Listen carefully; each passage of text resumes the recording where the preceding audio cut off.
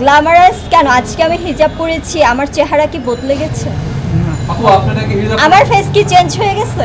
ড্রেসের যে ব্যাপারগুলো, যখন একটা ড্রেস পরে আমরা আসি তখন অনেক সময় হতে পারে যে অডিয়েন্সরা পছন্দ করছে না, তারা অনেক রকম বাজে মন্তব্য করছে।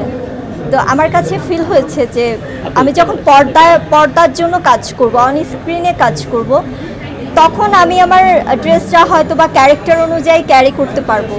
বাট অডিয়েন্স পাবলিক প্লেসে আমার মনে হয় যে খোলামেলা পোশাক পরা বা এমনি খুব শো আপ করা, এটার কোনো প্রয়োজন পড়ে না। কারণ দিন শেষে ধরেন আমি রাজরিপা, আজকে রাজরিপা যদি বোরকা পরে আসে, রাজরিপা যদি 1 লাখ টাকার পোশাক পরে আসে, সেও রাজরিপা।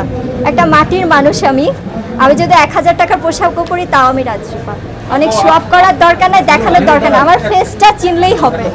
যার কারণেই আমি হিজাব বোরকা বা মনে হয় যে একটু শালীন লাগুক বা দেখতে ভালো লাগুক, 10টা মানুষ একটু ভালোভাবে কমেন্টস করুক, ভালো কথা বলুক, আমাকে দেখে আরও 10 জন শিখুক যে মানে খোলামেলা পোশাক পরে যেন পাবলিক প্লেসে না যাওয়া হয়।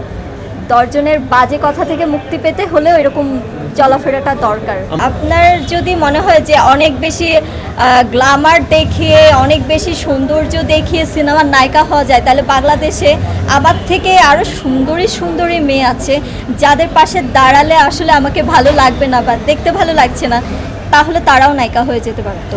যোগ্যতার একটা ব্যাপার আছে, যোগ্যতা থাকলে আপনি যে কোনো সমাজে, যে কোনো পরিস্থিতি, যেভাবেই হোক আপনি কিন্তু উঠে দাঁড়াবেন। সেখানে আপনার চেহারার কোনো দরকার পড়বে না, যেখানে আপনার অনেক বেশি শো আপ করার প্রয়োজন পড়বে না। আর গ্ল্যামারাস কেন? আজকে আমি হিজাব পরেছি, আমার চেহারা কি বদলে গেছে? আমার ফেস কি চেঞ্জ হয়ে গেছে? হ্যাঁ, আমি যে এই যে হিজাবটা পরেছি, আমার ফেস যা ছিল তাই আছে। আমার কাছে যখন আমি আয়নায় দাঁড়াই, তখন যখন হেয়ার স্টাইল করি, তার থেকে আমার কাছে মনে হয় যে আমি যখন মাথায় ওড়না পরি, আমাকে আরও বেশি সুন্দর লাগে। আমার কাছে তাই ফিল হয়। এই জন্য আমি আমাকেই আসলে আমার জন্যই আসলে হিজাব পরি, বোরকা পরি। যে আমার 4-5 বছর আগের ইন্টারভিউতেও সেম হিজাব পরা বা বোরকা পরা, ফেসবুকের পিক ভিডিওগুলোতে দেখবেন আমি অলওয়েজ পড়া ট্রাই করি। কিন্তু যখন আমি সিনেমা করে ফেলেছি, আমার কাছে মনে হয়েছে যে সিনেমা দেখে যদি অ্যাক্টিং ভালো লেগে যদি আমাকে কেউ ডাকে একটা কাজে, তাহলে ভালো। হ্যাঁ, তো ওই ব্যাপারটাই আসলে আমি ক্যারি করতে চাই। কোনো কিছু দেখিয়ে কাজ আনবো বা কাজ আদায় করবো, এটার প্রয়োজন আমি মনে করি না। আর এটা আমার ভালো লাগার জন্যই করছি, কারোর জন্য না।